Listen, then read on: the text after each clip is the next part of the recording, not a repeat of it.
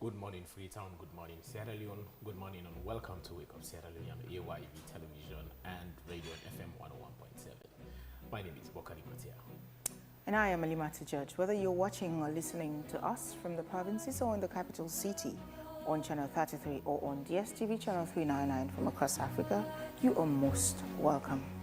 But of course, you can also watch us online around the world on this beautiful, joyous day, the 16th day of July 2026. We're broadcasting live from the top of Tower Hill in the heart of the city. Send us your comments through our socials on the AYV News Facebook page and the stories that we cover this morning. Well, talking of the stories we're covering here, coming up, we shall be discussing how far the Independent Commission for Peace and National Cohesion have gone on the implementation of the Agreement of National Unity, Truth and Reconciliation Commission recommendations and the tripartite recommendations, including ECOWAS Summit and the implications of peace and national cohesion. And as mob justice remains a critical rule of law challenge in Sierra Leone, where communities occasionally bypass the legal system to inflict immediate violent punishment on suspected criminals. This practice frequently results in severe casualties, prompting intense condemnation and intervention from national authorities and advocacy organizations. This morning, we will discuss the human rights point of view and ways to prevent it. And also, CDI Tunis, National Publicity Secretary of the main opposition All People's Congress Party, will be speaking on the postponement of their constituency elections over the weekend. We shall bring you the opinion and views of the Publicity Secretary of the All People's Congress Party as to that postponement. But before that, let's get a quick message from our sponsors and we shall be right back. Stay with us. More and more people are using Wakeup SIM Copper Plus in their everyday lives. Did you hear that? She just transferred money for her daughter's school fees. And this man just paid for some products. Ah, Mr. Abu, are you sending money to your wife again? Yes, Wakeup SIM Copper. Ah. Yes, like having money in my pocket. Ah, excellent. Thank you.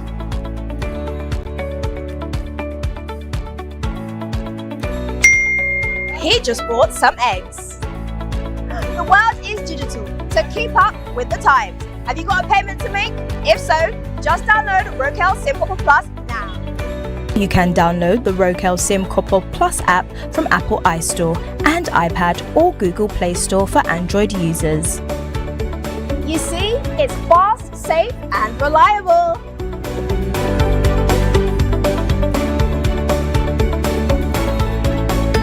Sorry, car, go see some business partners. You didn't give me memory, Michael. Can if I can say you give me discount people in not to in day.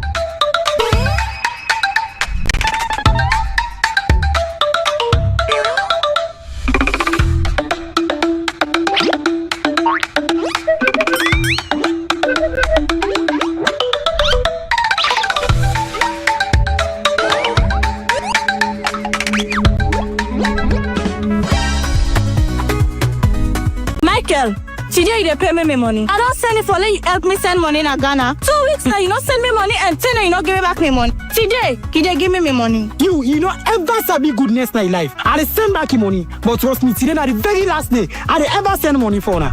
I don't need your help because I don't know so with Afri money. I able send money. Now Baku Africa countries them. With Afri money, we able send money to over 10 African countries, whether it's Ghana, Gambia, Liberia or Kenya.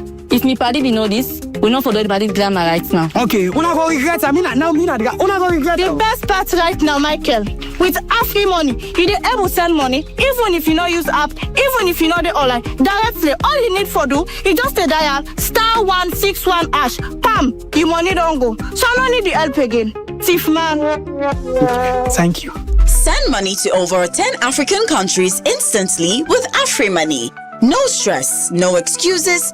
Just dial *161*1*6# now. Afri Money, quick and easy.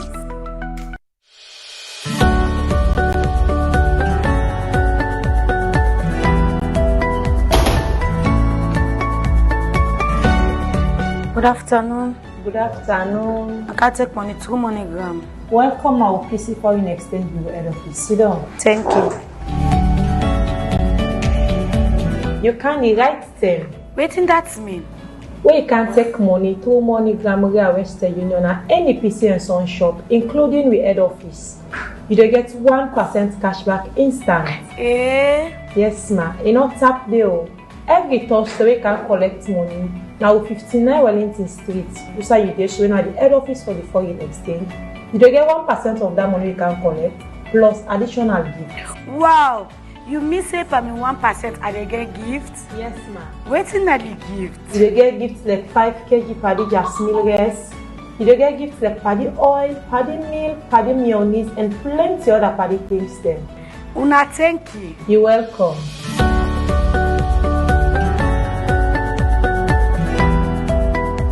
And now you can call up and only go give you an lucky win and see what you go win you say.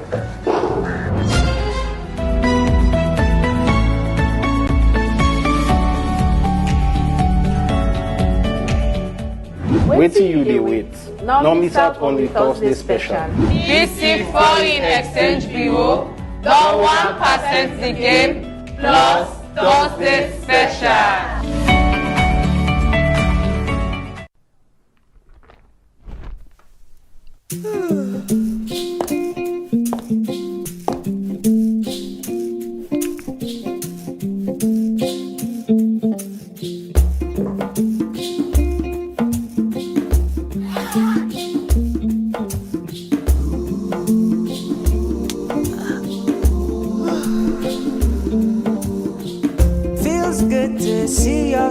Again, it's been a very crazy day. The joyous feeling in the air when rain falls on a sunny day. Happy, yeah. Let the stars, let the roll. Enjoy life's little pleasures with Maltina. Maltina. Share happiness. As mama, I always want waiting best for me picking them, especially when it comes up waiting them for eat and drink. Now this make I always they choose Sarah juice because they make come from with local foods them and nutritious and it gets less sugar than the other drinks them. Not to me say so. We lab test show say Sierra juice gets 50% less sugar than the other drinks them na the market. Because we mama they know waiting best for we picking them, now make we always they choose Sierra juice. Sierra juice and nutritious, a healthy and it's sweet. Sierra juice, not the taste of Salone.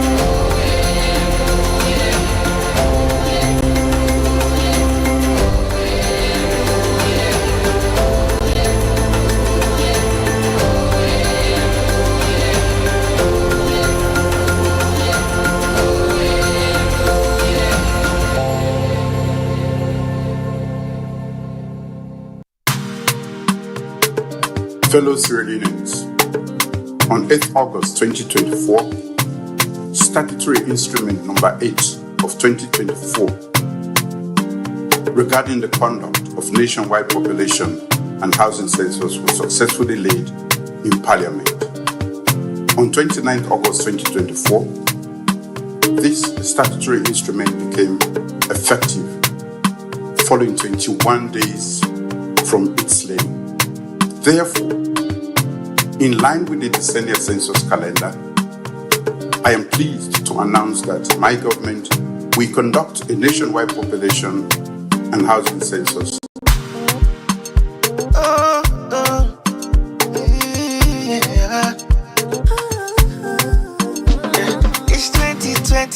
We dey get with sensors. Make all man tell him fambulem. Tell him fambulem. And we responsibility for bring development. Make all man tell him fambulem. From the east to the west, blama blama. From the north to the south, blama. No matter how you dare or you try, blama blama. You want to call mama or papa, blama blama. One picking or grandpa, blama blama. Auntie or uncle, blama blama. What's it do? May they call you, yeah. One people, one nation. May they call you, yeah. Now we number go build salon. May they call you. No person say you not care. May they call you. May they call you. I'm a papa. Make we come together now. Brother, sister. Nothing saying no matter, no. No left behind, no. This night you 10 for. Can join the census. Salon now we on. Okay, well, show me your name. Show me your address. For make you go join now the plan. The census go make you get the access. For make you go vote now this land. Let the all you. If you don't want make them country again, make them creep you. Cause this time you're salon for right. See what you been a second cabo aduo. We bring good news, salon people here yo. Census don't come again. We ready for contact, sky from the young to the old. Say the census go help make development day. Allow me them continue till you know go pay. They go air plan most even water for you community. Who say you there? May they call you, yeah. One people, one nation. May they call you, yeah. Now we number go build salon. May they call you, yeah. No person say you not care. May they call you, yeah. May they call you, yeah. Census they come, the other we cooperate. Tell mama and papa, then get for country all, the make we all ready. Census go help for make we know we safe, and who say we stand. If you claim say you love salon, who say development day, na day you for day. Yambo tegina, mimbo tegina. Mingo te tege biambe. Got 2026. Census na me right, census na you right. Family. Imagine if they count everybody, they left you out. Amulemba kotumogbawa, upoka kufuni ngesa gbele tuwa. Tonya, ye amubuji hule banda. Wabulole tabogbawa bayaganga. Ye tumogbawa mudagbe behave. Comment ya go salon bate mukeleva. Nyabi yina na metabogbawa na. Do mama kome kolabo ganya delega. Ina Kakotone dim din dang, dim din dang, dim din dang. Katap kata tinga kape kata konkel, kape kata banganda yer. Abagato bagat, aindo gor. Akalene, tamo jamu, agatamu, tarentamu. Donye, mama marita kagonsu. Ame ya timi wandi, timi wandi. Ame ya timi wandi, timi wandi. Mwa kongo tami wandi, ungewa menda milwena wo. Ya kongo tabi wandi, ungeba handa bebe holo. From the east to the west, blama blama. From the north to the south, blama. No matter how you dare or you try, blama blama. You want to call mama or papa, blama blama. One picking or grandpa, blama blama. Auntie or uncle, blama blama. What's it do? May they call you, yeah. One people, one nation. May they call you, yeah. Now we number go build salon. May they call you, yeah. No person say you not care. May they call you, yeah. May they call you, yeah.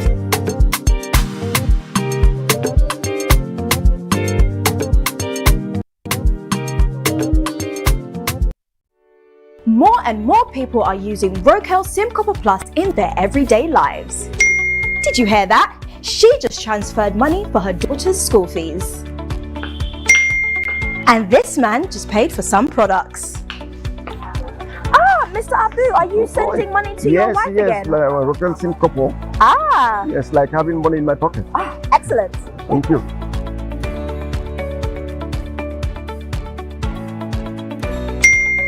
He just bought some eggs. The world is digital, so keep up with the times. Have you got a payment to make? If so, just download Wakeup SIM Copper Plus now. You can download the Wakeup SIM Couple Plus app from Apple iStore and iPad or Google Play Store for Android users. You see, it's fast, safe, and reliable.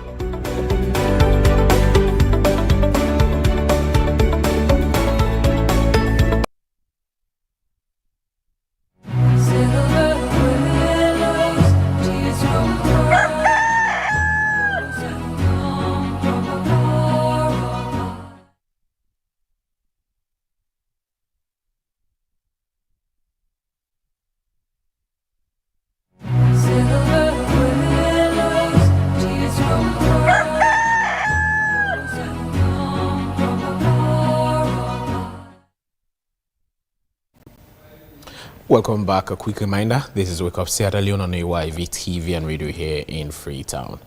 Now, across Sierra Leone, a troubling pattern continues to test the country's justice system. Suspected criminals being punished by angry mobs or crowds before they even face a court of law, known as mob justice. These attacks have resulted in serious injuries and death, prompting renewed warnings from the Sierra Leone police and the human rights group that public anger cannot replace due process. Edima Conte reports.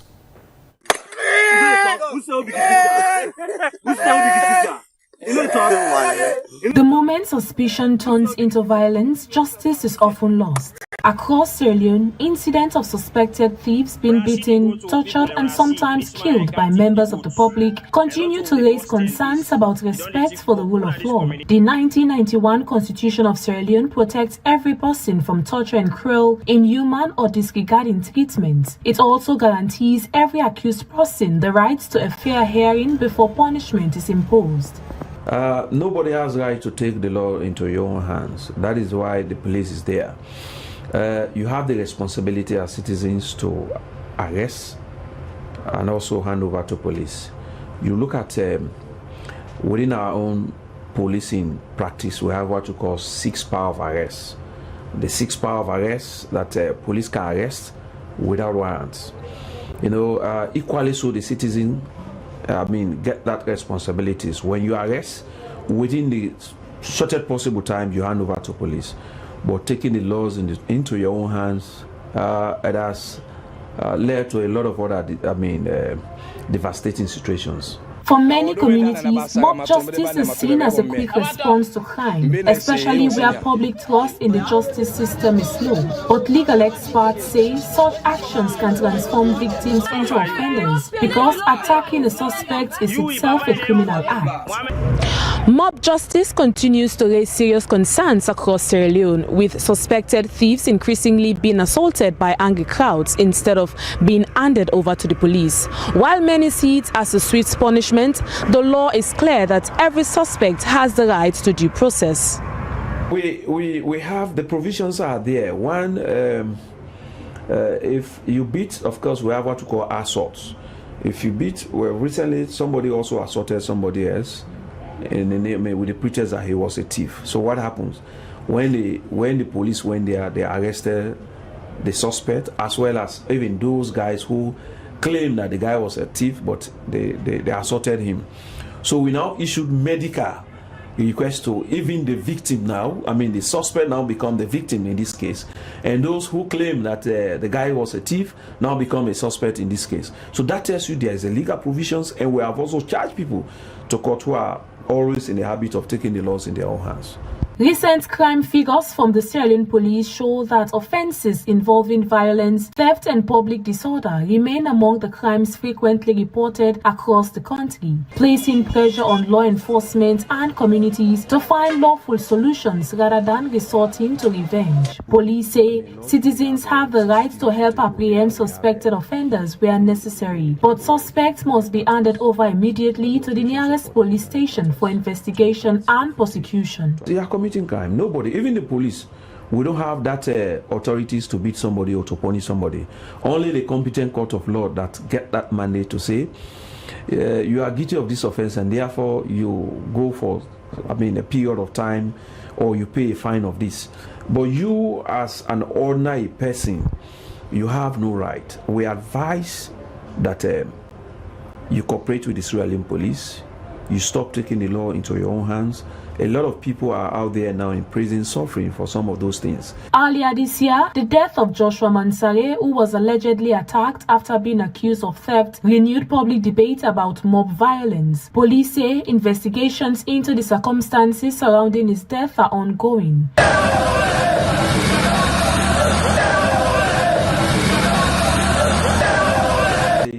I followed the investigations. We were there together with the team from CID to look at the footage within that vicinities. You know, back of the whole main lodge, we have CCTV footage where we have the OSE headquarters, the Operation Support Division headquarters, to look at the footage to ascertain that indeed the man was mobbed within that area. But few arrests on that day were made, and that matter was also under investigation. As Sierra Leone continues efforts to strengthen justice institutions, authorities say the fight against crime must not come at the cost of fundamental rights. For the police and human rights campaigners, support investigations but leave punishments to the courts. Edima Conte, AYV News, Freetown.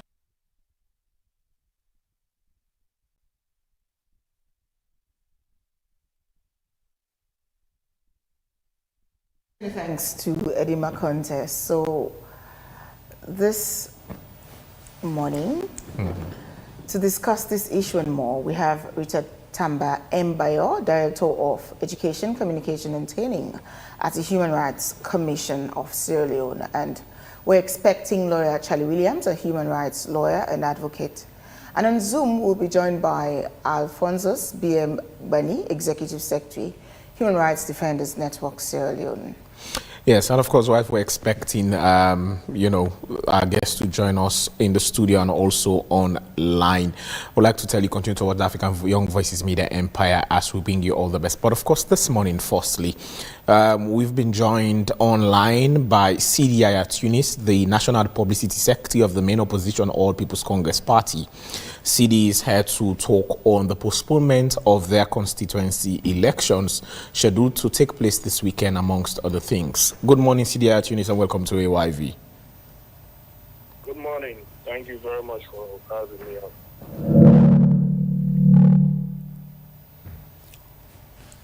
Hello, Mr. Tunis. Good morning and welcome to AYV.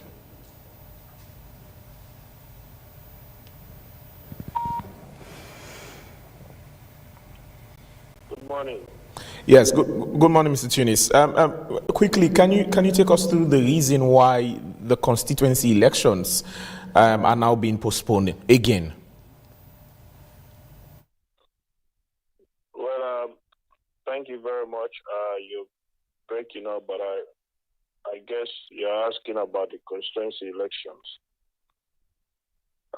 The constituency elections were initially scheduled for last Saturday, and then due to some issues at the PPRC, we were advised to push it so that certain internal issues can be, taken care of, and so it was postponed to the 18th, which is this Saturday coming. But then we also had a meeting called by the Office of National Security at the PPRC, and we were advised by the Office of the National Security to have the elections postponed because of the upcoming ECOWAS summit that is to be hosted by the president, who is now chairman of the authorities of heads of states. So ONS advised that because of the security arrangements for that conference, it will be very difficult for the security sector to be able to fully cover the APC conventions while the ECOWAS summit is going on. So we had to adhere because this is a national event, and we were advised by the office responsible for coordinating security to have the constituency elections postponed. So it has now been rescheduled again for Saturday, the 26th of July. So that will be the time that we'll conduct the constituency elections. Is the Office of National Security or the Sierra Leone Police telling the APC that they can't provide them security because of the ECOWAS summit? Well, the advice they give that because the elections are to be conducted nationwide in every constituency in the country, and the traffic between Poloko and Freetown is going to be heavy. The ECOWAS summit will have a lot of security attention. Of course, it will be very difficult for them also to, have coverage across the country or concentration in parts of the country where elections are going on. They didn't want any event, that has a potential of distracting, the security sector from fully covering the ECOWAS summit, and, all of the security need that summit may require, for this weekend, which is why they advise us to reschedule. Party okay with this excuse given by ONS and the police? I mean, other areas that are not being affected or aren't even aware of this ECOWAS conference should have had the elections. I mean, if let's say, for instance, Kambia and Podloko and Freetown are the issues, we can put those elections on hold and say, let the other districts organize elections. Is it personnel issue, or is it the fact that because we have the ECOWAS conference, we don't want APC to go on with their elections, so as, if there's any issue or problem to not... So what's really the issue here? And is the party okay with this directive from ONS and the police? Well, yes. I mean, because clearly we have been working very well together. We'll need the police and the ONS, of course, in terms of coordinating security around our elections also. The whole thing is they want amicability. We want amicability. This is a national event. They called us to a meeting respectfully, and then they put the matter forward. They, discuss all of the security arrangements and security implications, and the need for us to see reason to reschedule. We are a political party. Our party is a national one, and this is a national event. We see it very important also as a political party. So we responded positively to their request. The party's, should I say, pace or preparedness in any way? Well, we are fully prepared. We have been fully prepared since 2025 to really go ahead with our internal elections. But of course, we are also a respecter of the laws of this country as well as our constitution. Most of the delays that we have experienced are as a result of, the rights that the constitution of the APC gave to our members to have the opportunity to appeal, to have the opportunity to, challenge issues that they may deem fit as far as they relate to electoral matters or internal elections arrangement. And so those rights have been given to them, but as far as the administrative readiness or preparedness, we have been fully ready as a political party. The Internal Elections Management Committee have been ready to carry on these elections. But of course, we cannot ignore the constitutional provisions, whether the APC Constitution, the PPRC Act, or even the National Constitution of this country. We have been very mindful as to how we ensure that constitutional, procedures and processes are followed, so that at the end of the day, somebody will not take us to court for violation of our constitution or the national laws of Sierra Leone. Have those of your party supporters who are already thinking that the current executive of the All People's Congress Party is in bed with the government in power, and therefore they might be using this as a gimmick to ensure that they continue with some manipulations in your internal elections? Of course, we've had concerns from senior party members in your party, in fact, aspirants for top positions. What can you say to these party supporters who are already disappointed that the elections have been postponed once again, and who think that this might be a gimmick to ensure that you do some certain things as the executive to favor a particular political, a particular aspirant? Fabian, you will always have these concerns from people within the party, But one thing I'll say here for sure is that for the mere fact that people are able to raise these issues and these issues are addressed by the executive, whether internally or through the PPRC, says a lot about how, prepared and determined and committed we also are to transparency and accountability around these whole issues. We are humans. We also have our own integrity to protect. We have our own credibility to protect. So whatever suspicions people may have, it is their right. It is within their rights to have those suspicions, but that does not mean that these suspicions are, legitimate. Some of us will never fall for anything that, is unconstitutional or is not credible enough. We support in processes that are credible so that at the end of the day, the outcome of our elections will be accepted by all. These petitions have been addressed, but people who petitions also do have to understand that the processes are there. They have been laid out. If you go to the IECB with your petition and the rule, and then you disagree with their ruling, you go to PPRC and PPRC also rule, and then you still want to disagree, then it means you just want things to go your own way. And that is not in any way, democratic, because it doesn't mean that because things don't go your own way, things are wrong. No, that is not what democracy says. If the laws and processes are followed, they may not always have to favor you. Some of the concerns are legitimate, like those that were raised by Honorable Usman Timbo. They were legitimate concerns. They have been addressed. Those issues he raised have been addressed. And as I speak now, those registers have been published.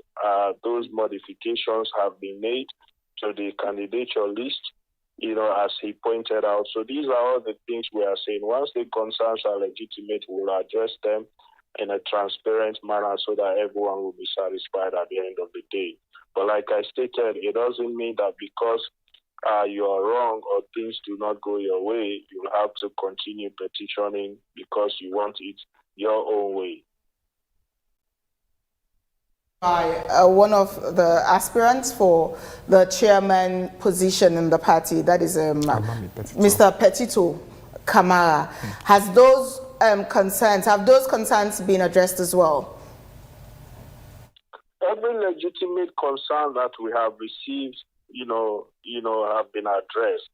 But I'll also advise people to, try to understand the constitution of the APC and the laws of this country more. There are some things that people are asking for, that are constitutional provisions. Like, for example, if we have constitutional provisions in terms of, the timelines that we have to publish a certain list or how we should publish a certain list, we cannot go against those provisions in the Constitution. So some of these requests that are coming from people, they are also not in line with the provisions in our Constitution. So we are also mindful of that.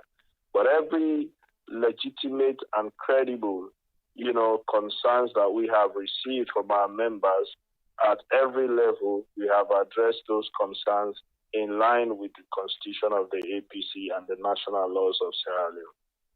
Determines what concerns are credible and legitimate in this context? Well, those concerns that are within the provisions of the Constitution of the APC and the national laws of Sierra Leone, as far as they relate to electoral matters, those we can address. Like I just stated, for example, the issues raised by Honorable Usman Timbo, those have been addressed. Issues around, candidature list, delegates list being published, correctly and in a transparent manner displayed at district offices across the country. These are legitimate concerns. Declaring those who have been, who did not have challengers unopposed and duly elected. These are legitimate concerns because, of course, if you go into an elections and you have no challenger, you should be declared by the electoral body as unopposed. You don't have to wait until, elections go on in that particular constituency for that particular position. So these are all issues that we have dealt with. The issues from Honorable Almami Petito Kroma and others, we looked at all of those issues and we addressed them legitimately, as per the provisions of our constitution. So we did not really abandon or ignore concerns that were brought to our attention. And you also have to understand that some of these letters that have gone public, some of them we did not receive. We just saw them on social media. But those that we received, we addressed them legitimately.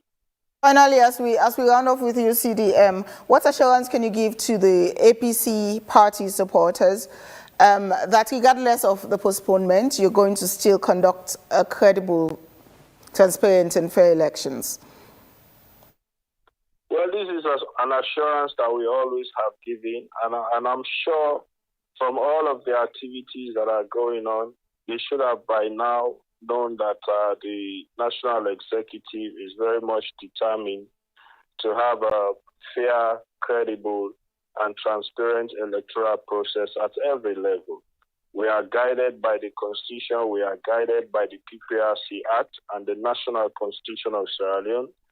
We want, at the end of the day, those who are deserving to be winners are the real winners. Those who are voted for by the membership of the party and the delegates are the ones who went through the process fairly and transparently. We are not in any way trying to manipulate this to favor any particular candidate. We will not fall for that.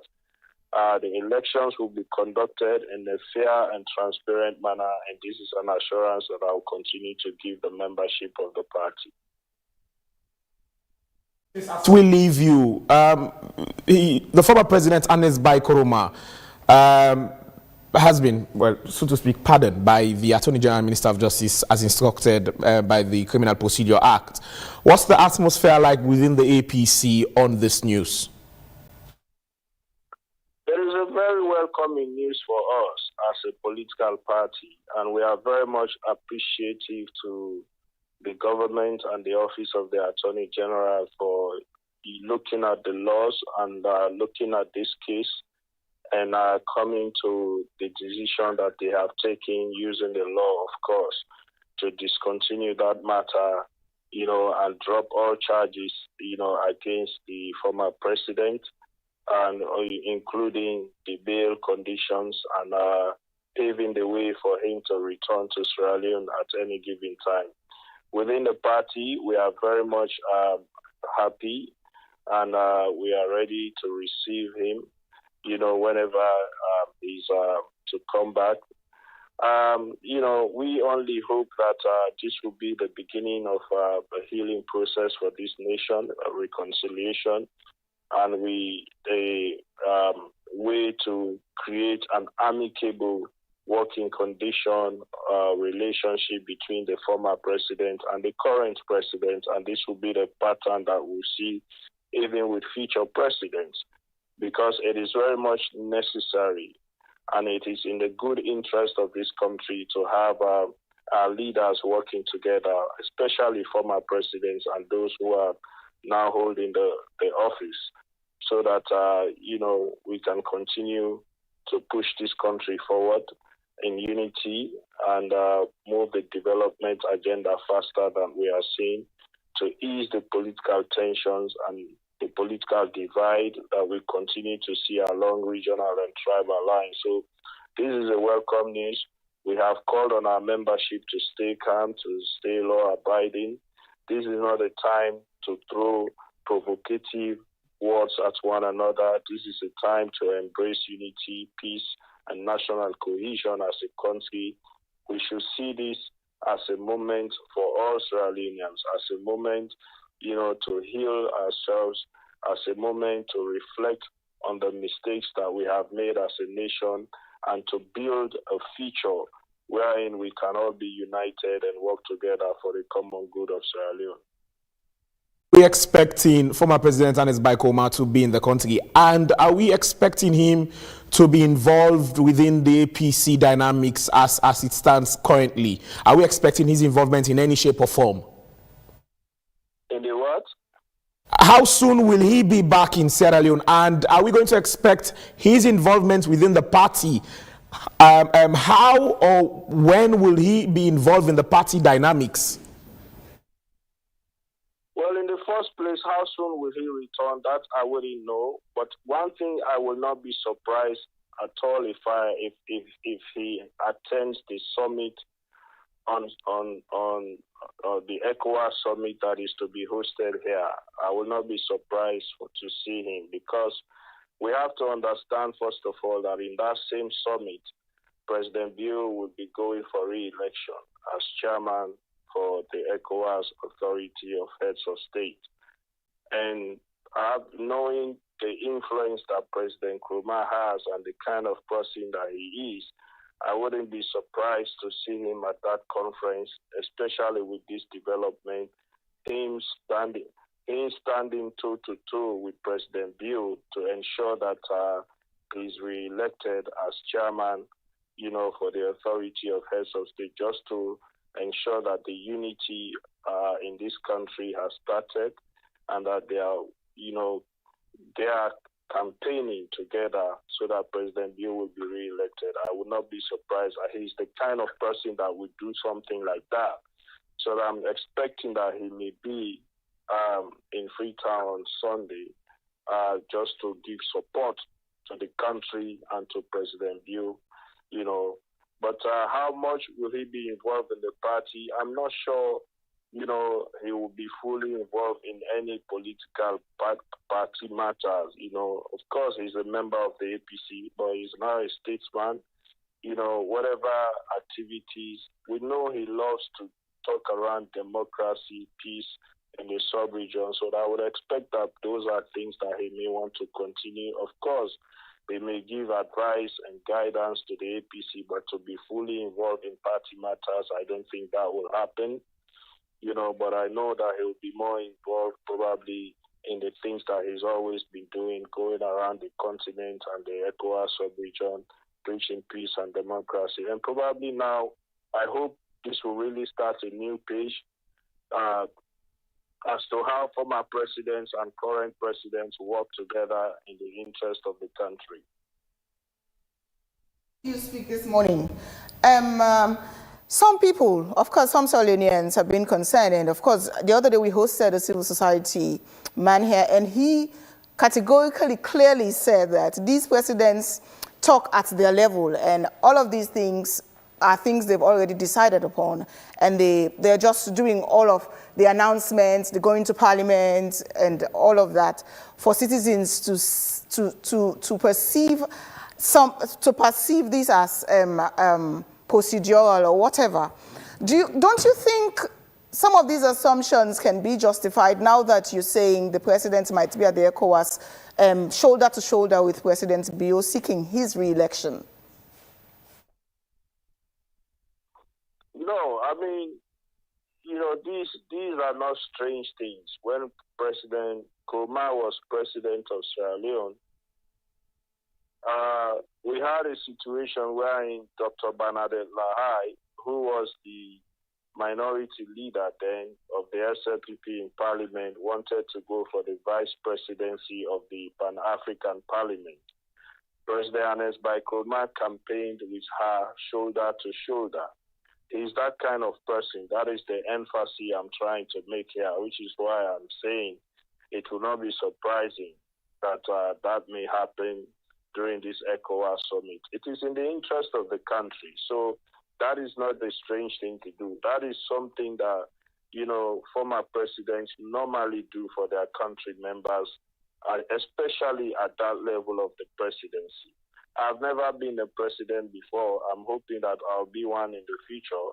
So I don't know exactly how the dynamics work, but I know in other countries, there are always good relationships between former presidents and the current ones. If you look at countries like Ghana and Nigeria, you notice that at every state function, the former presidents are there. Even if one of them have a function, they will invite all of the other existing ones to attend. And we've seen that repeatedly in public functions and gatherings organized by former presidents in those countries, and even the current president. So President Bill, as president of Sierra Leone, going for a position like that again, any statesman that is a Sierra Leonean that may have whatever influence within the ECOWAS sub-region is bound to support President Bill to get re-elected. So I wouldn't be surprised if that happens in the case of former President Nkrumah.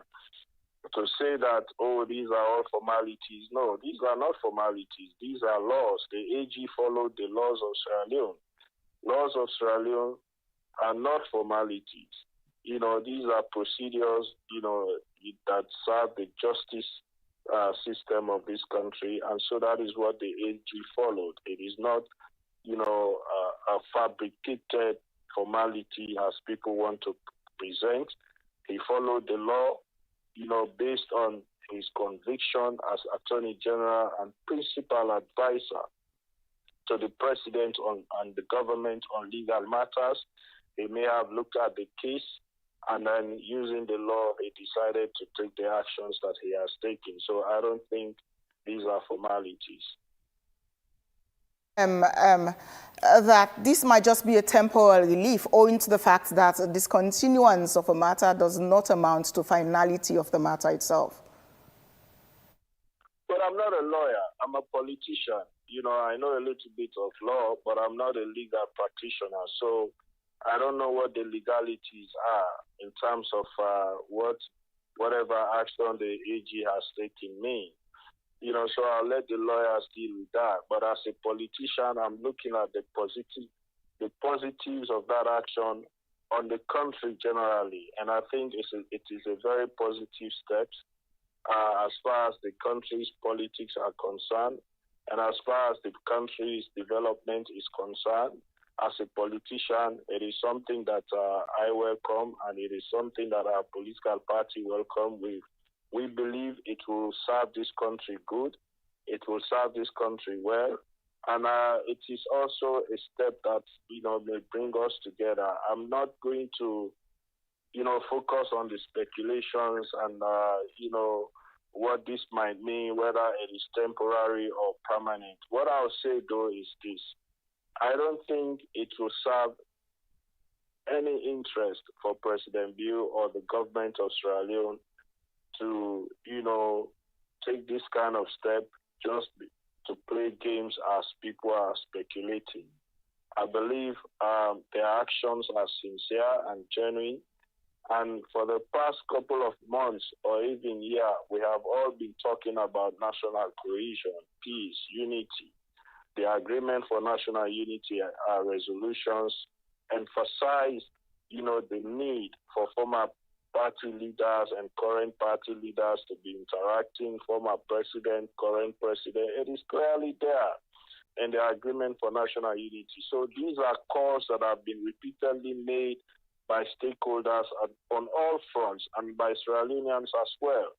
So we don't want to focus on speculations or on the fact that this might be temporary or the government might not be sincere. Their actions so far have spoken otherwise. President Bill was in McKinney recently on a town hall meeting. These are all signs to show genuine steps taken by government to ensure national cohesion, peace, and unity. And these are things that we also, as a political party, have been calling for repeatedly. And so let us give it a chance. Let us embrace it as a country, and let us see how far we can all work together to make this permanent and not temporary.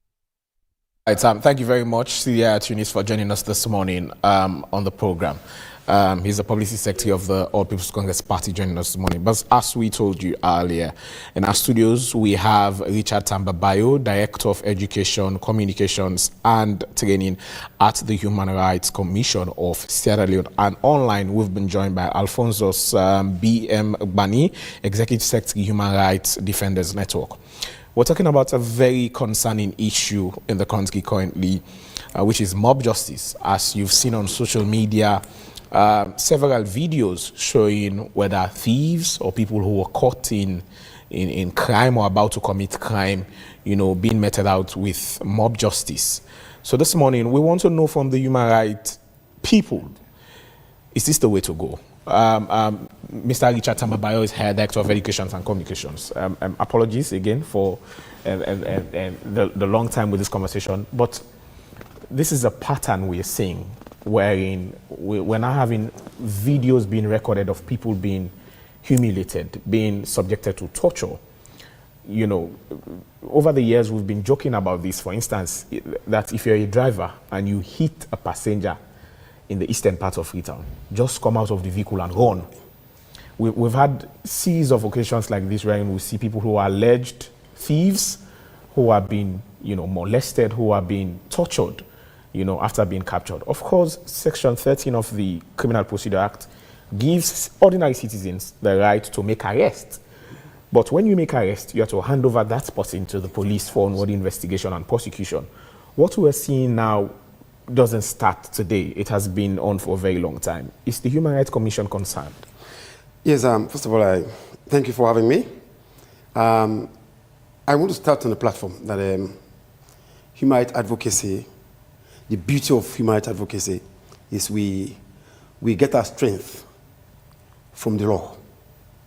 Because of the law, that's why human rights advocacy exists. And I want to make specific references before I go to, then I can connect your question to the reference I will be making. Mm-hmm. First of all, Section 4 of the Sierra Leone Constitution makes governments obligatory to ensuring that they conform and apply the provisions that are in the Constitution. Mm-hmm. Section 4 of our Constitution provides that. And Section 13 of our same Constitution provides in 13A that individual Sierra Leoneans are obliged to adhere to the provisions that are in the Constitution, to respect the Constitution. And it goes further to say in J that if you are a citizen and you see certain things happening and you are not happy with it, you don't take the laws into your own hands, you ensure that the police is informed of that thing that you have seen that is detrimental to the state. That's where I will start.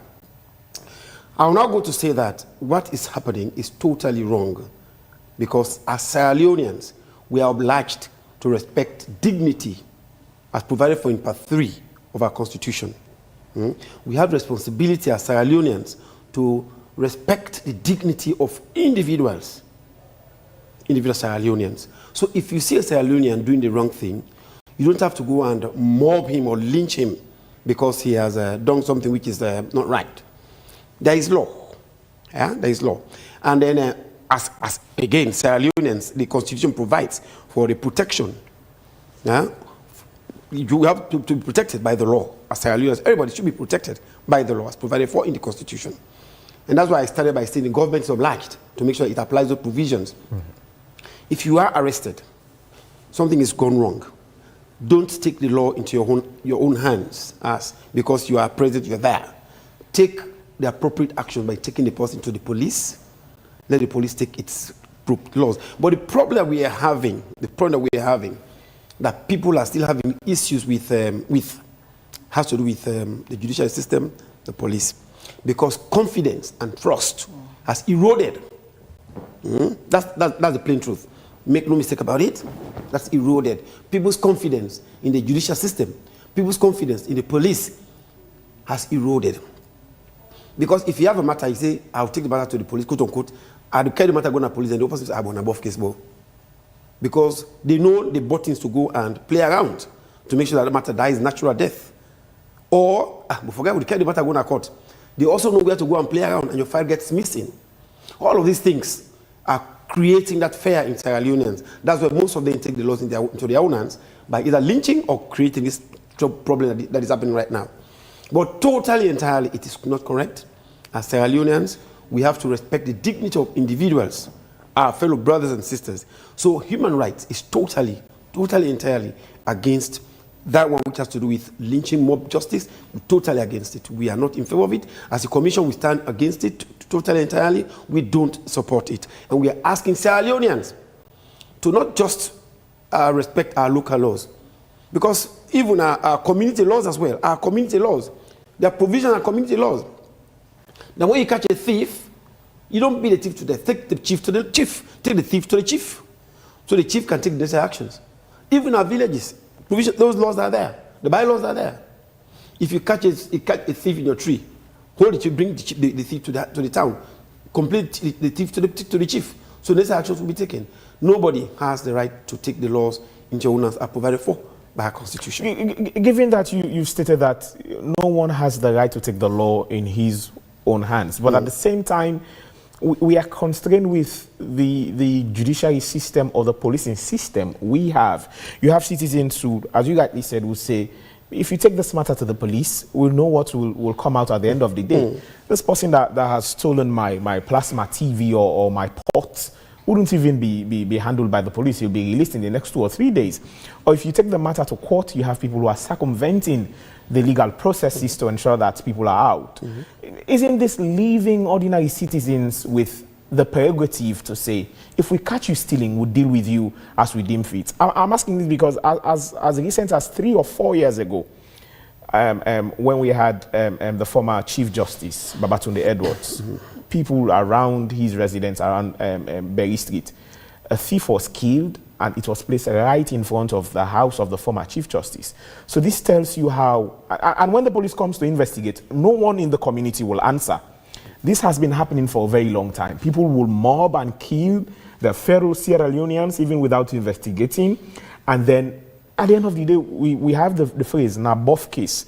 So if people don't trust the police, if people don't trust the justice system, where should they take these people who they deem are troublemakers if they can't trust these systems? That's where we come in as a commission. That's where we come in.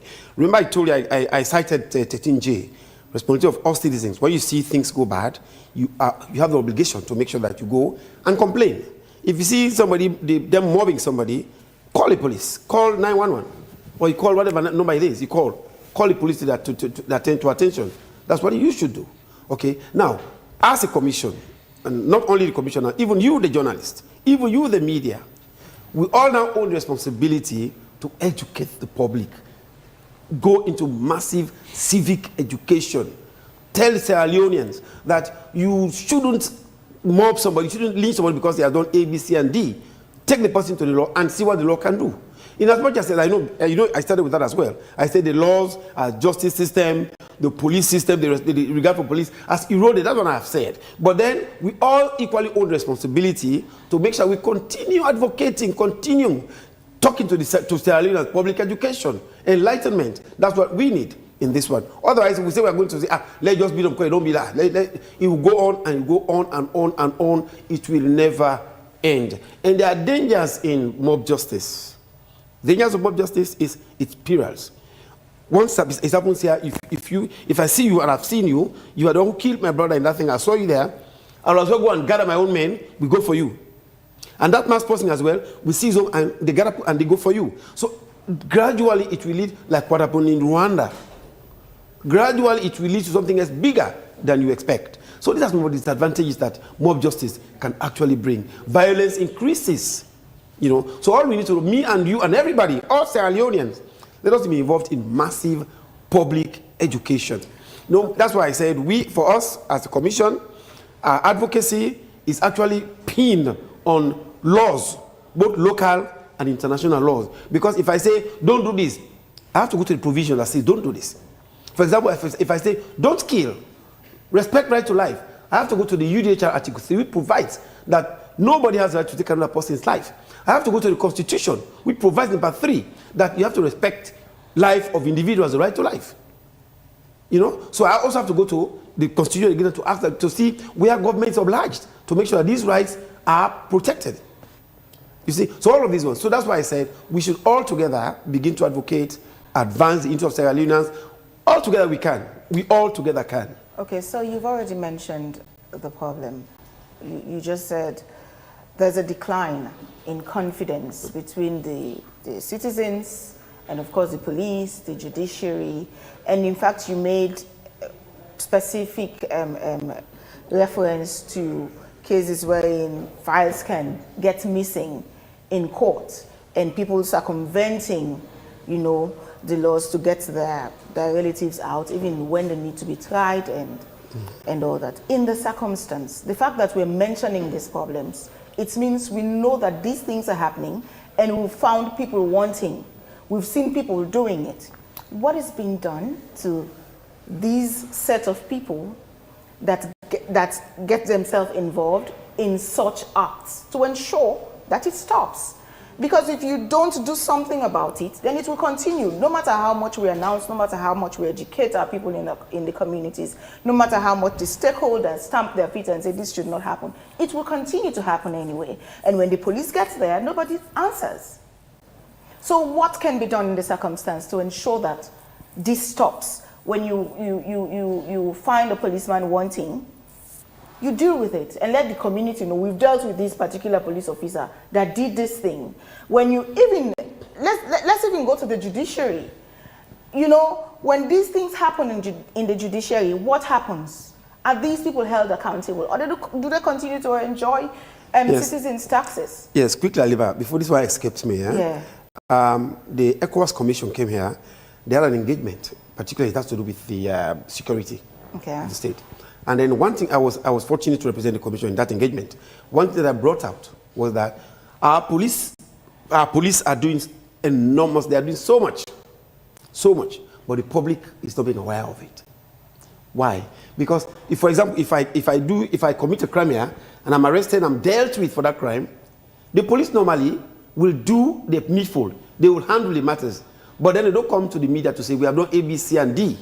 So the public does not know whether their cases are being even handled, you know. So then the police need adequate, constant engagement of the media to tell Sierra Leoneans what they are doing when people commit those offenses. When police officers kill, when police officers do A, B, and Z, let them, whatever action they take against them. Me, I have witnessed one when I was acting director of complaints.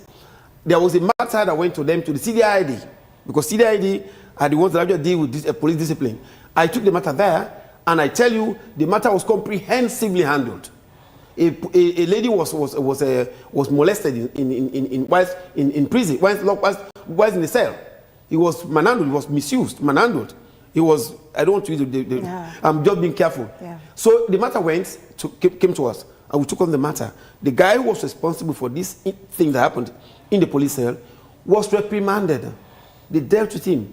In fact, they took part of his salary to pay back for the phone, the missing phone of this lady, and they also paid something to the girl for the action of that officer. Was he dismissed? No, he wasn't dismissed. He was sent to a PTS for, I think, a month as punishment at PTS. So all of these things are happening. So all the police need to do is to come to the fore and say we have done A, B, C, and D because of A, B, C, and C crime that was committed by our police officers. But they don't. We did a public inquiry on the conduct of public law enforcement officials.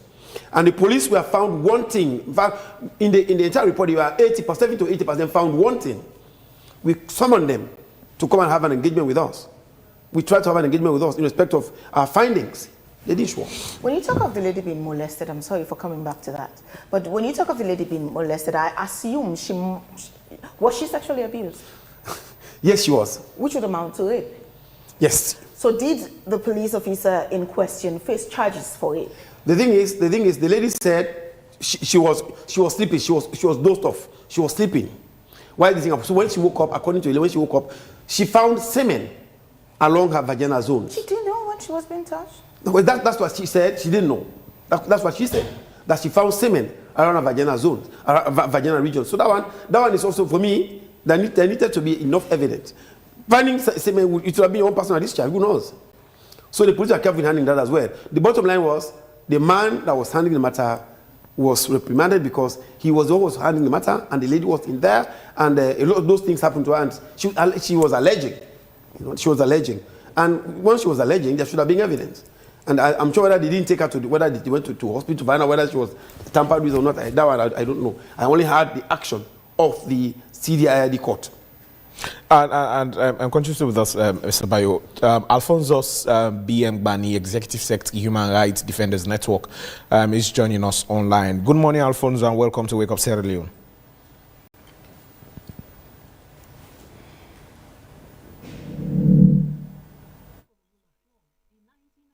Good morning, Alphonsus.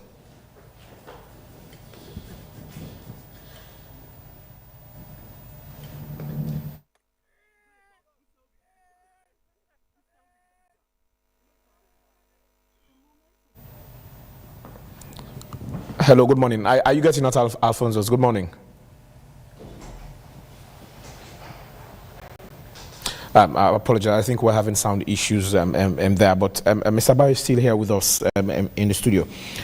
Mr. Bayo, we've talked about the problem. We've talked about the issue, and the need to ramp up sensitization. But then at the end of the day, we haven't really discussed, the crux of this matter. As you rightly know, we came from war. The war ended in 2002. We have elements of, disgruntledness. We're now in a socio-economic state wherein, people who are fighting for the little they have would want to secure those. And then you have people who are around, who are involved in stealing, the little prized possessions that people have. Isn't there an underlying socio-economic factor that we're not dealing with? That if you have, because most of these things are happening to thieves. We've had instances of mistaken identity. Mm-hmm. We saw a close person to the First Lady was killed at Lodge, the central of Freetown, because someone mistakenly, took him to be a thief. We've had issues, years ago, a French teacher was killed in Bo, mistaken to be a thief at night, 2 a.m. He was going to visit his girlfriend. We've had these issues. There are underlying problems we are not solving. So if you say, all right, citizens, do not mete out mob justice, police, do your work, judiciary, do your work, at the end of the day, still, we have issues that we are not settling. Isn't this the real issue why we're seeing these human rights abuses, the socio-economic state of the citizens? A couple of months ago, there was a report saying, I think we're the second least happiest nation in the world. And these all factors affecting citizens. If I see somebody can thief me, I'll just do what I want with that person. And you've said that, we have problems with the policing, we have problems with the justice system. So isn't there an underlying factor of socioeconomic conditions of Sierra Leoneans? I agree to the fact that Sierra Leone poverty is still there. It's evident. But then I don't think poverty should be the reason why people should lynch others because they've stolen their properties. If your property is stolen, there is a procedure. Arrest the person, take the person to the police. In as much as I'm saying that people don't have trust in the police, they don't have confidence in the police, but we have nowhere to go but to them. Don't take the laws into your own hands. What if you take the laws into your own hands and then the law turns on you? For example, you've killed. Murder. You've killed somebody and then you are caught that it was you who killed this person. You have to go to jail. The law is not going to say, no, they stole his property. No, the law is not going to look at that they know they stole his property in the first instance. No. You have murdered, you have killed, you have taken somebody's life. That's what the law will be looking at, not because they stole your property. So poverty is not, for me, a reason why you should go and hold somebody who's stolen your property or your money and kill him. That's not it. Follow the laws. Like I said, me as a commissioner, as a human rights advocate, my strength is built in the laws, both local and international. That's where my strength is built. Because I will always say that do not take another person's life no matter what. Do not torture another person no matter what. Do not take away somebody's dignity no matter what. That's provided for in law, entrenched. The UDHR provides that nobody has the right to take away somebody's dignity. You don't need to torture somebody. You don't need to treat rights. That as well. This life for any reason. Otherwise, because sometimes the parent has been expunged. I am aware that there is no exception now. If you kill person, except by somebody, maybe sometimes what happens normally is you can kill somebody because you want to self-defense. In self-defense, you know, that's accepted. But we still advocate say if there's any way you can, not kill that person but impair him, it will be great. Yeah, but we think that taking another person's life, we are against it totally, because everybody has the right to life as it is. So not because I go take you, quote unquote, I go take you attack, I go take you. And sometimes most of these things are mere allegations. There are no evidences to the effect. Some of them don't have evidences even. And you can't take somebody without evidence just because of public opinion. You take the court of public opinion to judge the person and deal with the person. For me, I think it's inappropriate, totally inappropriate. Doesn't matter what the person's economic status is. Killing another person because the person has stolen your property is not tenable at all. All right, continue to stay with us, Mr. Bayo. Alfonso has joined us online. I think we've had the sound in place. Alfonso, are you getting us this morning? Yes, I can hear you. I don't know whether you are getting me.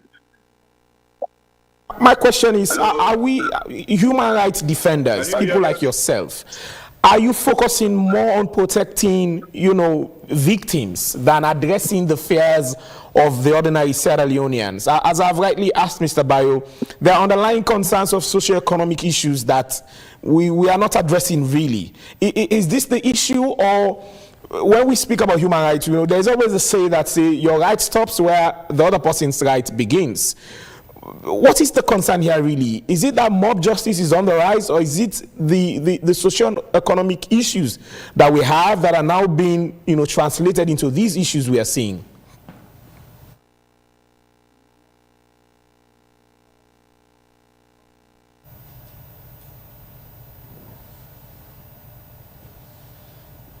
Yeah, thank you very much. I'm pretty sure mob justice is on the rise as a result of people's perception and the response of crime.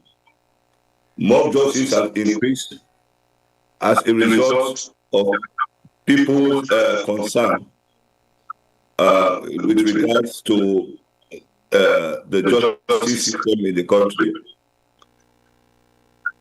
And so those two key issues are of great concern to Human Rights Defenders Network. The issue at hand is not that we are protecting those that are committing crime. The law is very clear that if you encounter a thief or somebody breaking into your home, and you happen to get hold of that person, you take that person to the police or due process. If you breach, you move away from that law, then it suggests that you are violating the rights of that individual. The Constitution also made it very clear that people have the right to their property. And when you have the right to your property, government has the responsibility to protect your property. So once you have somebody that intrudes into your property or trespass your property, you have the responsibility to take that person to go through the due process of law. Our challenge in Sierra Leone is that successive governments have paid more emphasis on the issue of civil and political rights. And even when you look at our constitution, you look at chapter 2 of the constitution, they made it very clear that the issue of economic, social, and cultural rights are not justiciable. So if government want to address the issue of economic crime or socio-economic issues, they have to make the issue that are in the constitution, economic and social and cultural rights, justiciable, so that we can hold our governments accountable. And when they don't buy, that's the time you now see political interference in the judicial system. I am not in the way of casting blame on the judiciary or the police, but the judiciary have allowed themselves to be controlled by the executive. So, in as much they want to do their job, they create opportunities to grant executive officials some judicial privileges. And I will give you a simple example, which is practical. This is somebody who is now an ambassador of this current government to China. Before now, he was Minister of Agriculture. That gentleman trespassed the land, the family land of the Bahamas family at the Nomatu River. On the very day he started doing clearing on the land, construction of the land, he was told that that land belongs to the Bahamas family. He continued. As we speak, he has built a very big mansion, made a very big fence. The matter has been taken to court. There are sufficient evidence supporting the Bahamas family claim to that particular parcel of land. But because of the privilege that the judiciary has given to the executive, you find out that the judgment up to date is still hanging. Even where a justice of the court has handed down judgment in favor of the Bahamas family, this gentleman, alongside with other people, went to another judge and initiated a fresh claim just to circumvent. So it tells you it's not about. So imagine if the Bahamas family will hire thugs that I no longer trust the judicial system. Let me hire people to go and fight for my land. That will result in jungle justice. But they are still patient enough to allow the process to continue. Even though this gentleman knows very well that the land belongs to the Bahamas family.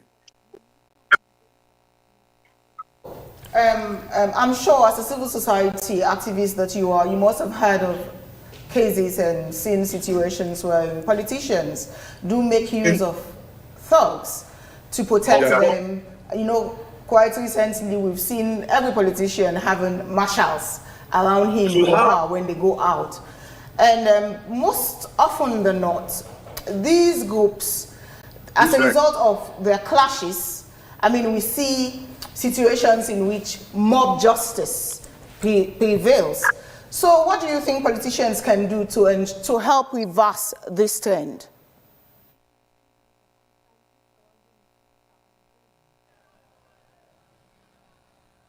In the first place, the judiciary should ensure that they are independent. Because where people have doubt on the outcome of judicial proceedings or the criminal justice system in the country, they result into jungle justice. Right, I think we're having a problem with the apologies this morning. What message would you leave? We've highlighted the problem.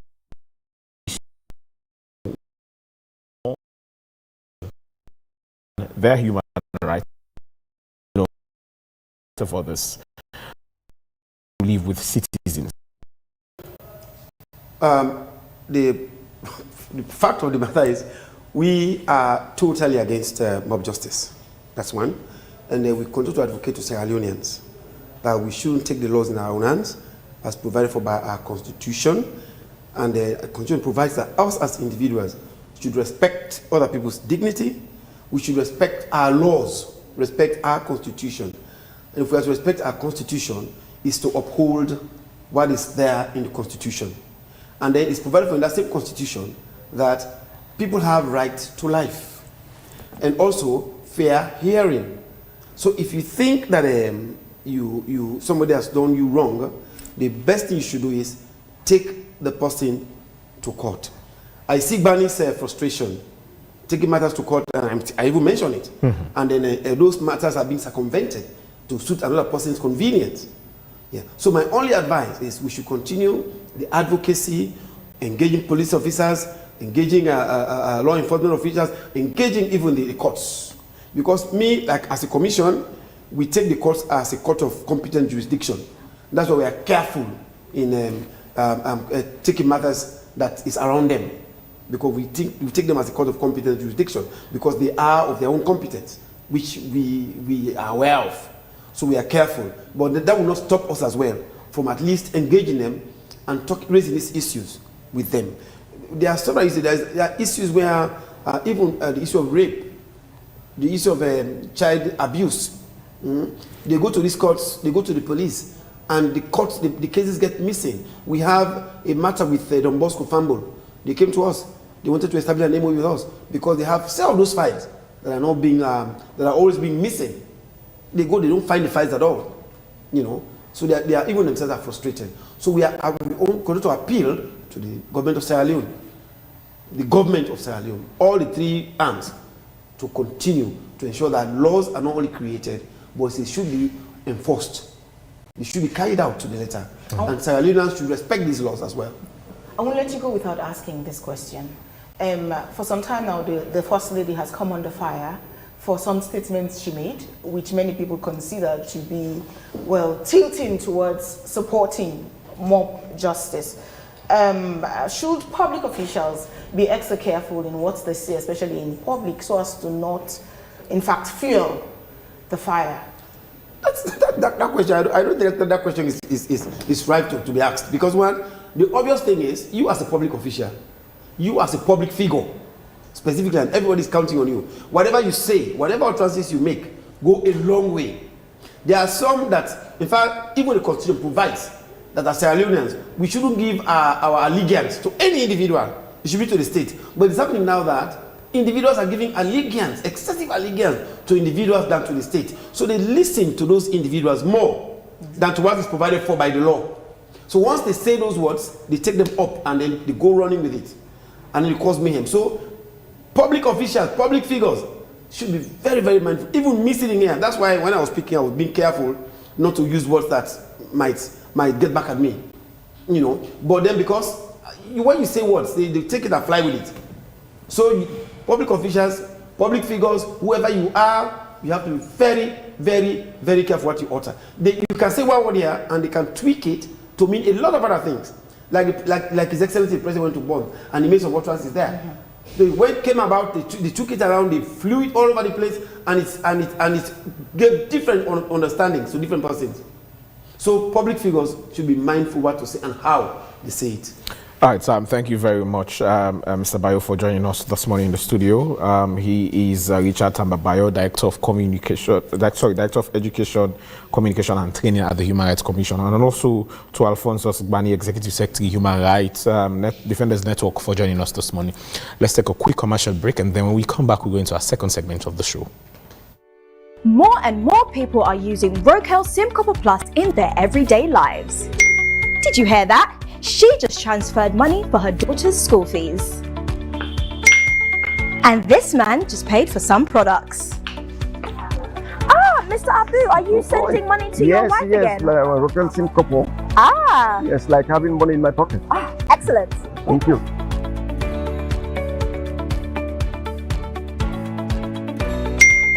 He just bought some eggs. The world is digital, so keep up with the times. Have you got a payment to make? If so, just download Wakeup SIM Copper Plus now. You can download the Rokel SIM Couple Plus app from Apple iStore and iPad or Google Play Store for Android users. You see, it's fast, safe, and reliable.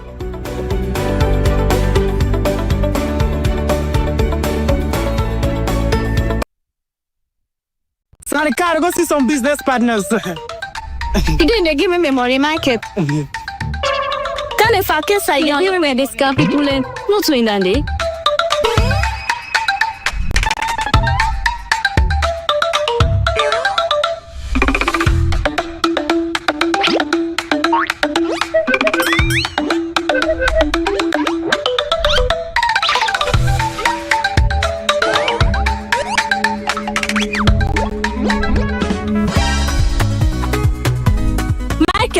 Today you pay me money. I don't send it for let you help me send money in Ghana. 2 weeks now you not send me money and 10 you not give me back me money. Today, give me money. You know ever sabi goodness in your life. I send back your money, but trust me, today na the very last day I ever send money for now. I don't need your help because I don't know so with African money. I able to send money. Now Baku Africa countries them. With African money, we're able to send money to over 10 African countries, whether it's Ghana, Gambia, Liberia, or Kenya. If me party be know this, we not follow the party grammar right now. Okay, una go regret. I mean, now una go regret. The best part right now, Michael, with African money, you dey able to send money even if you not use app, even if you know the online directly. All you need for do, you just a dial *161#. Pam, your money don't go. So I don't need the help again. Thief man. Thank you. Send money to over 10 African countries instantly with AfriMoney. No stress, no excuses. Just dial *161*1*6# now. AfriMoney, quick and easy.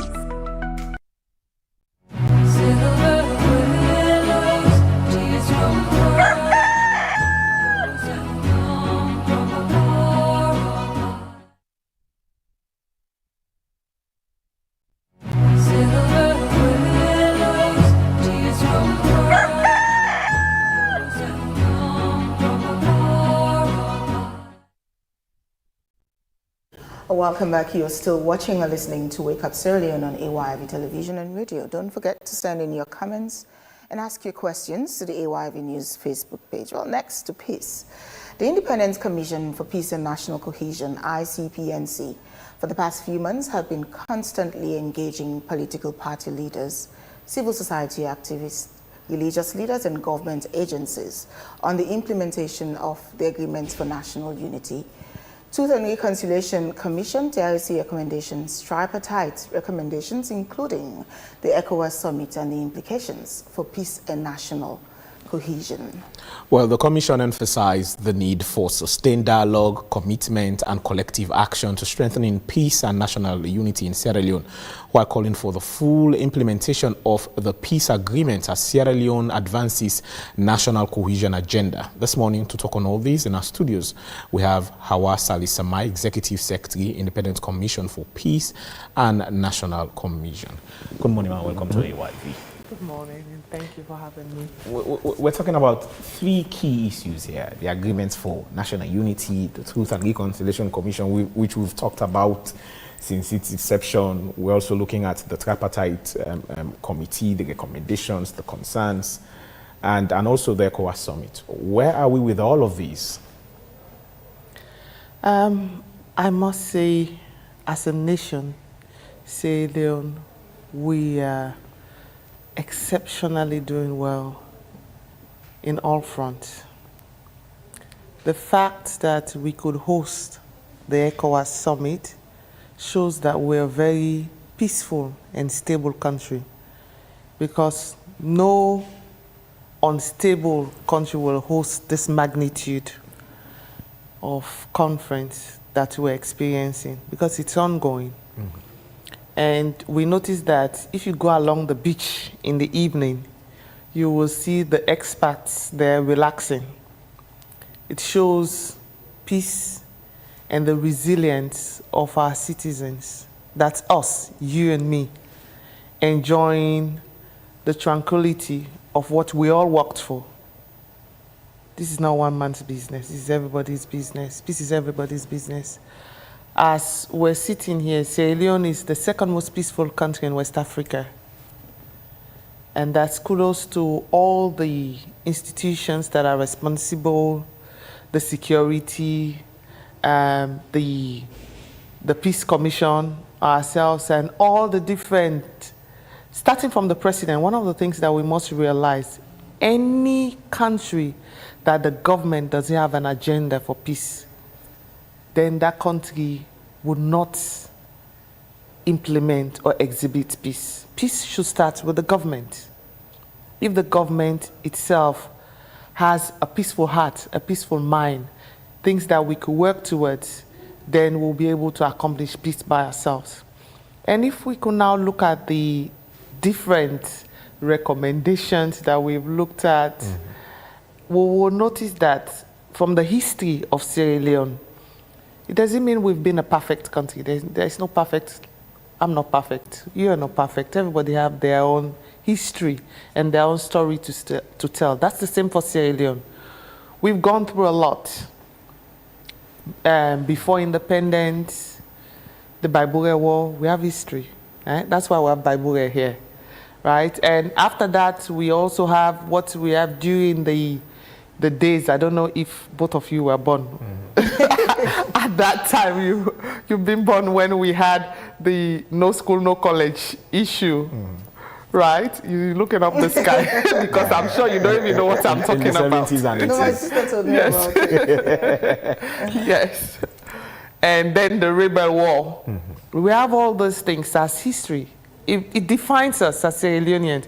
It defines our resilience as a nation, how far we've come, and how we've allowed dialogue to shape us. That's one of the strengths of Sierra Leone.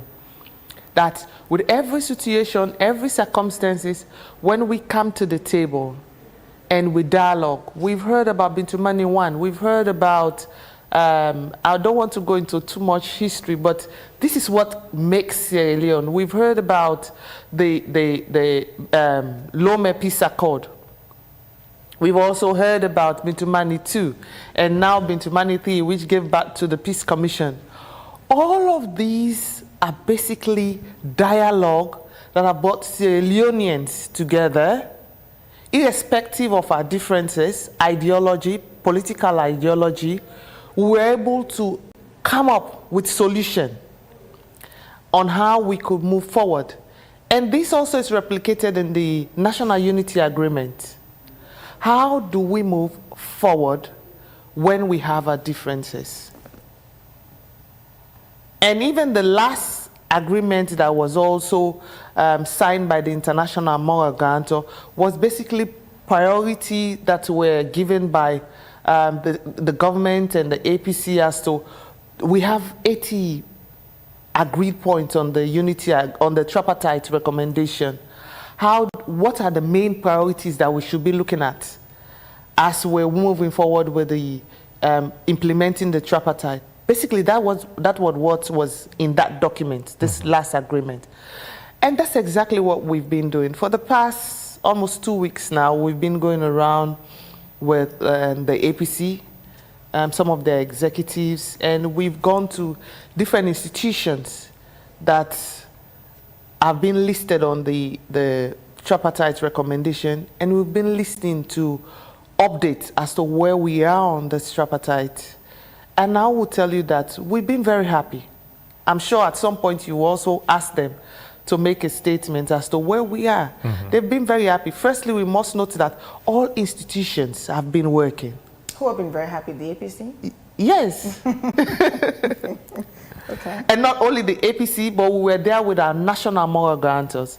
The national moral guarantors are made up of the Powerman Chiefs, the Interreligious Council, the SLAGE is part of it, Children's Forum Network representing the children, they're part of it. We have civil society representation, and we have Labour Congress.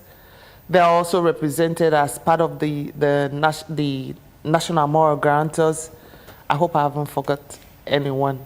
But these are our own national people helping us to monitor the progress of what have been made so far. What are some of the bottlenecks that need to be worked on.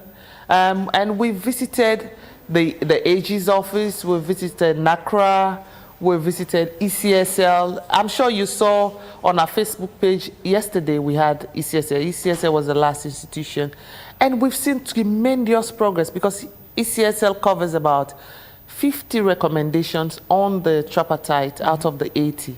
For us to see them making progress, steady progress with timelines and deadlines that they've set for themselves, for me that's fascinating.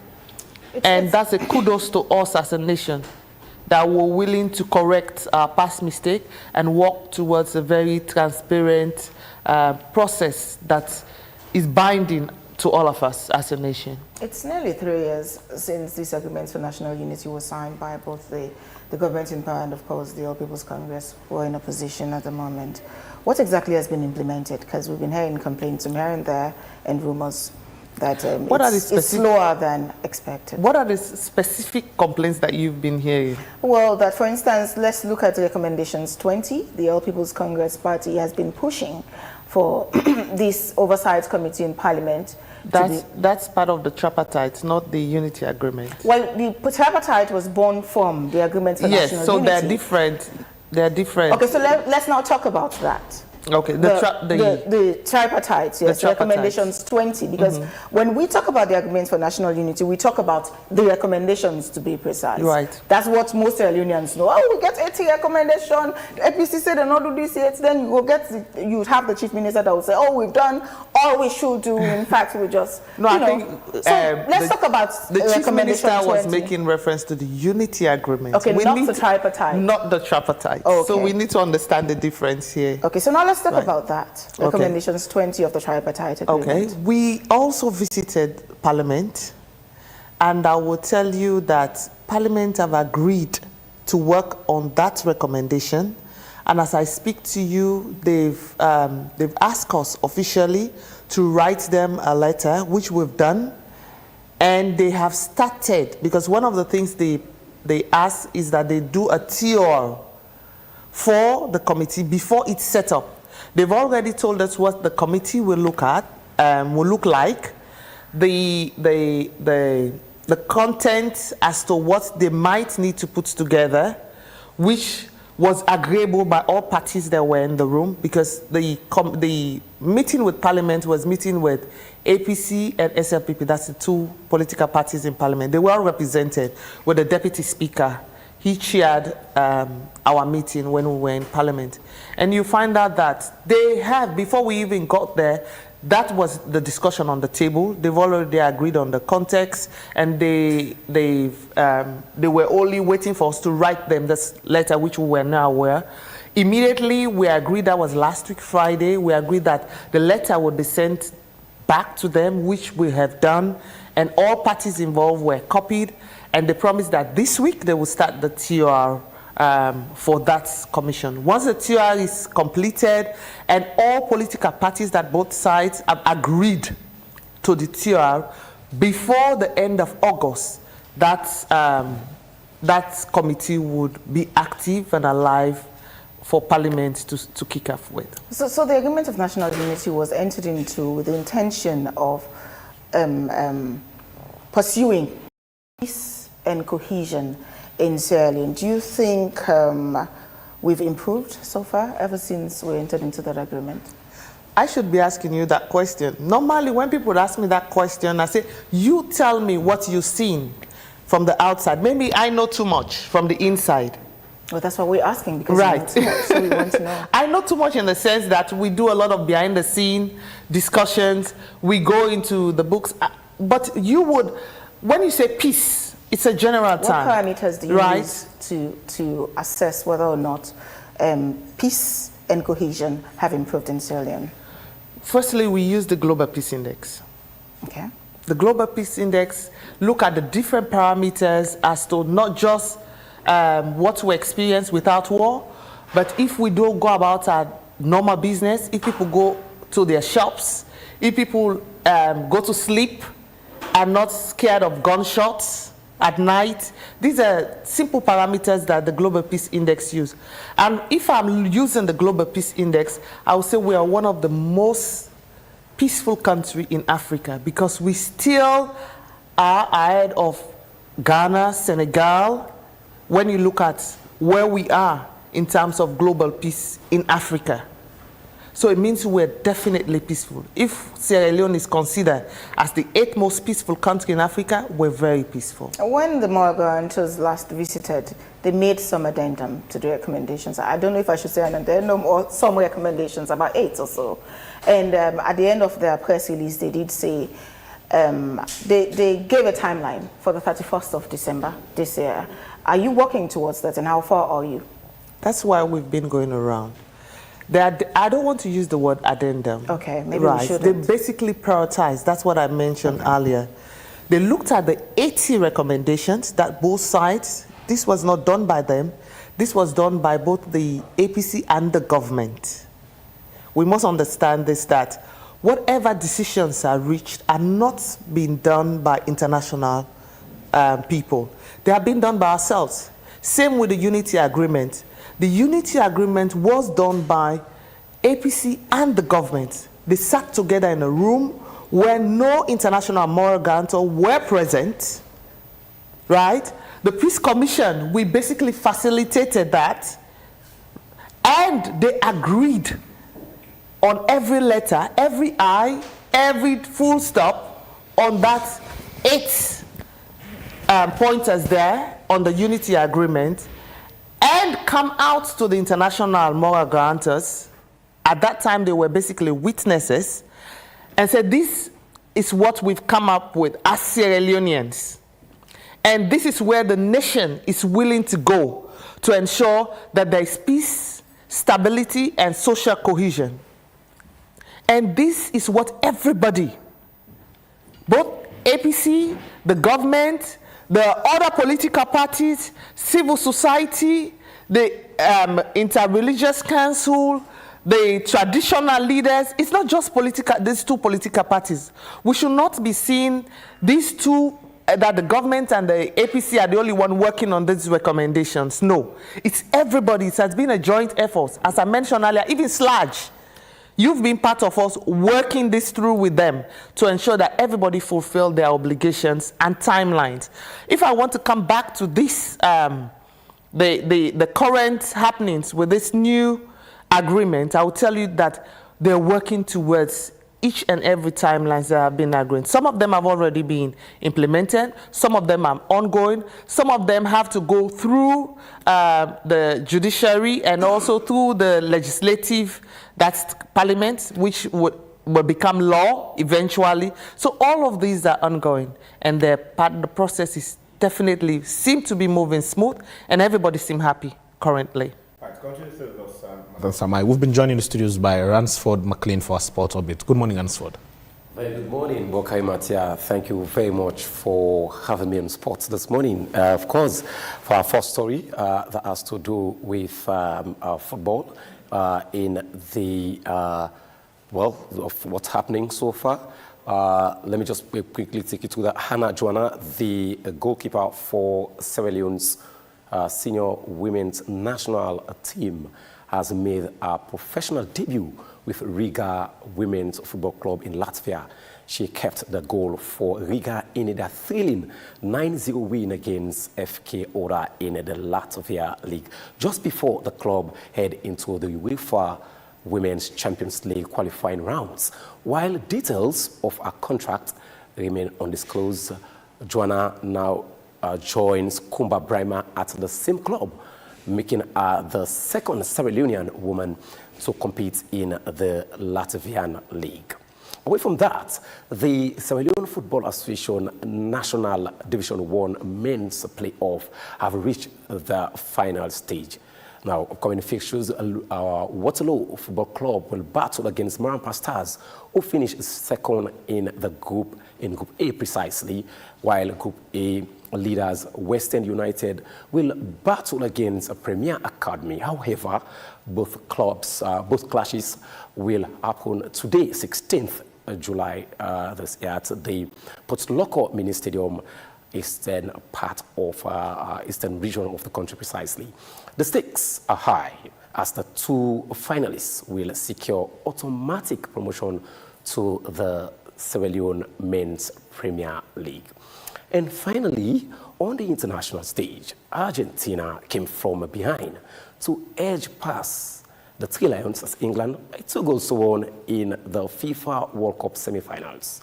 After a goalless first half, England took the lead early in the second period, but the Argentines responded with 2 late goals to secure a dramatic victory and book their tickets to the final slated for Sunday, 19th July this year against Spain.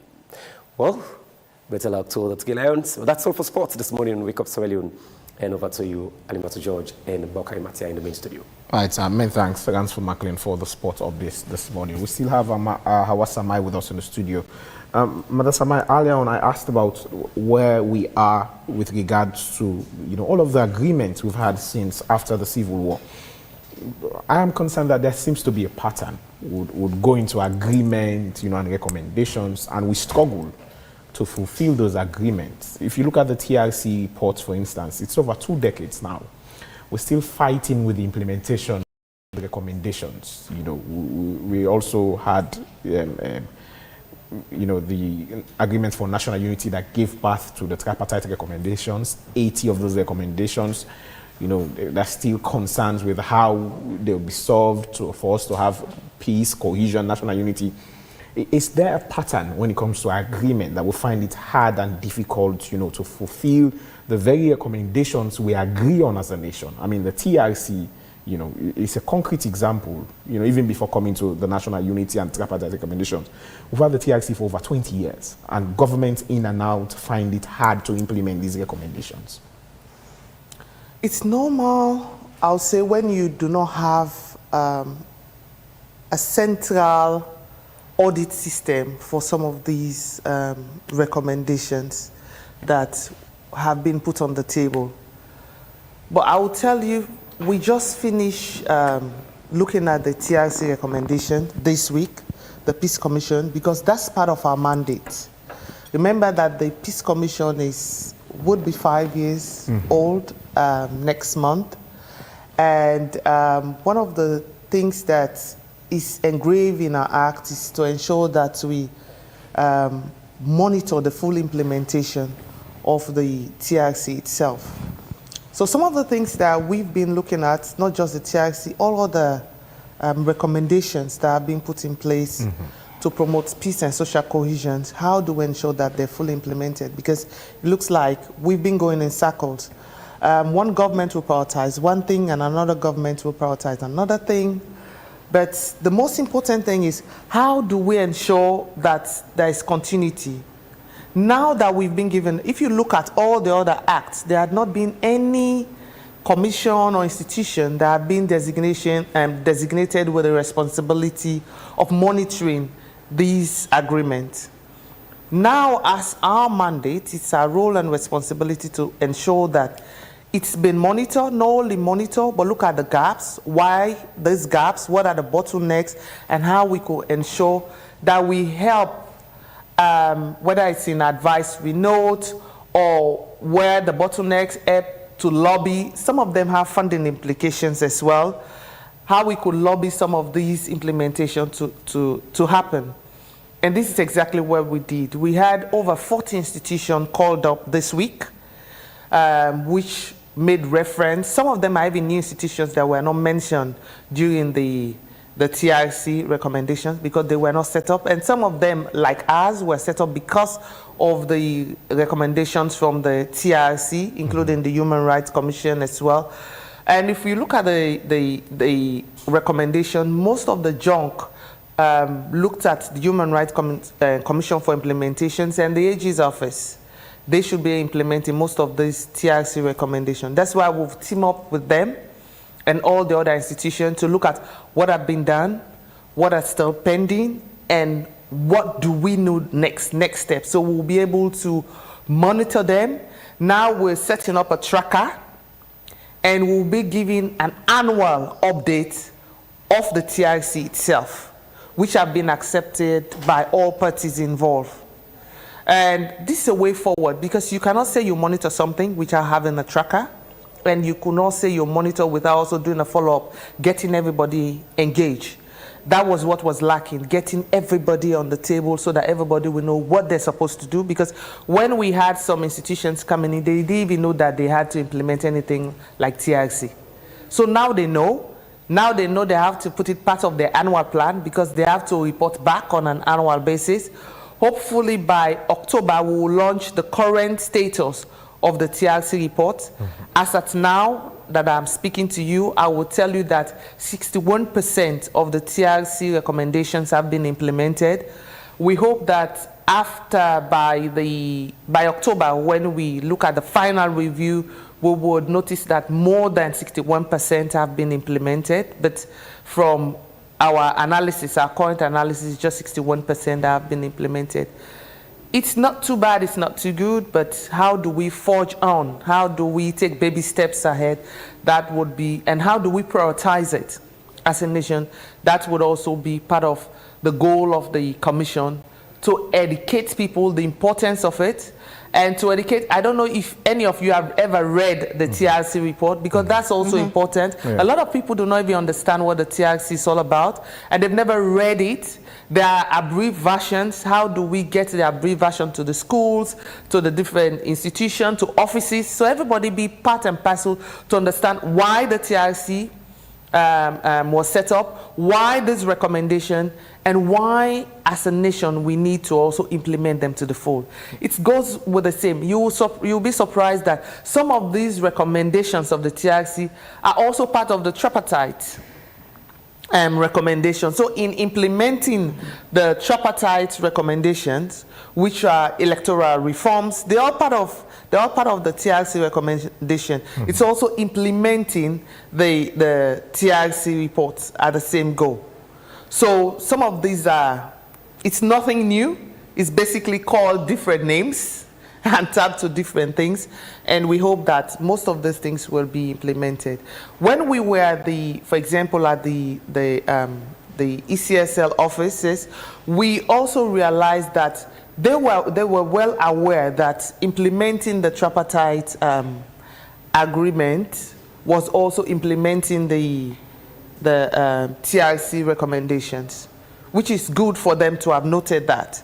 So we hope that we all work hand in glove to make sure that these implementations are not just their institution, because this is their institution mandate, and it will also help the country in moving us forward from stalemates that we've always been fighting to get out of, and also to peaceful and social cohesive Sierra Leone. And we are going up to the elections in almost a little over 2 years. We have so many recommendations, you know, that are instrumental into deciding how we would enjoy peace and national cohesion, you know, moving on to the elections. Are you confident that we would have, you know, these agreements in place, or would have solved, if not all, but most of the important agreements that, you know, we sat down on a round table and discussed, so that we would have a peaceful election? So are we going to achieve that? I'm sure we would. Why am I saying that? Most of these recommendations are basically restructuring of institutions, alignment of policies and legal instruments that will aid institutions to perform their duties in a transparent and a very cordial manner in terms of their performance. And if we look at what's happening, not just with the Electoral Commission, because I know that's where everybody's looking at. And when you talk about elections, you just look at the ECSL. But it's not just about the ECSL. We'll look at NACRA, where registrations are happening. Registration Authority. Yes. And we also look at the PPRC. These are all the engines of elections. This is where election starts, not just the day you go to vote, or what happens at with your ID card, your electoral ID card and the rest. No, it's what we do towards elections before elections, during elections, and after elections. And this is exactly what we're doing now, making sure that everybody work in accordance with the agreed policies. That's why when policies are developed, they're shared with all stakeholders, so everybody understand what is in there, agreed before it's implemented. That's how we're working, and that's how all other elections management bodies are working. And once it's agreed upon, it's implemented, and everybody know what the rules of the games are. Because let's take for example last elections. Before election, the commission mediated between the ECSL and the APC. And some of the issues that they brought up were issues that the ECSL took to Parliament way before elections, that this is the way to go for us to have proper elections. And Parliament, which was made up of not just the APC, SLPP, and NGC at that time, voted against it, that they didn't want it. And weeks to election, less than 2 weeks to election, they were bringing the same things that, no, we want it now, which cannot be changed at the eve of elections. So we hope that now, when the opportunity are given, all these opportunities, all the cards will be laid on the table, people will agree for the interests of the country, not their personal interests, and not their political interests, but for the interests of the country, so that we will march towards a very peaceful and transparent elections. Thank you very much, Hawa Salisama, Executive Secretary, Independent Commission for Peace and National Cohesion, for joining us this morning. I'm afraid this is all we have time for. On today's show here on Wake Up Sierra Leone, we'll say many thanks to our sponsor, Wakeup Commercial Bank, for their support, and to our other advertisers of the show. Until we meet again tomorrow for another exciting edition of Wake Up Sierra Leone, I am Bokari Matia. And I am Alimata Jet. Please stay tuned to AYV throughout the day as we have other exciting programs coming up. Till we meet again tomorrow, take care of yourself and always remember to show kindness. Have a pleasant day.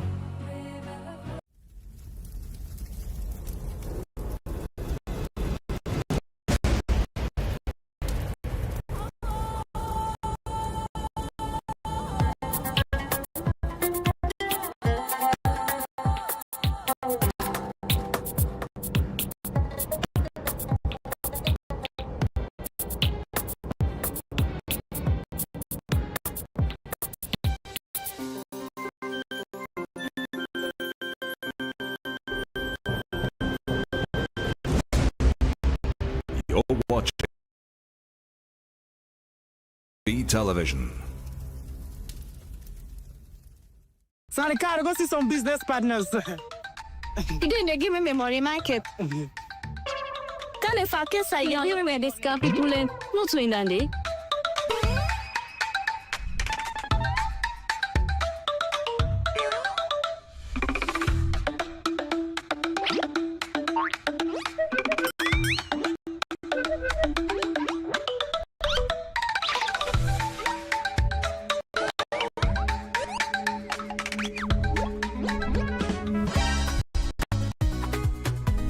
Michael, today you pay me money. I don't send it for let you help me send money in Ghana. 2 weeks now you not send me money and 10 you not give me back me money. Today, give me money. You know, that's a big goodness in life. I send back money, but trust me, today at the very last day, I ever send money for now. I don't need your help because I don't know. So with Afri money, I able to send money. Now, Africa countries them With Afri money.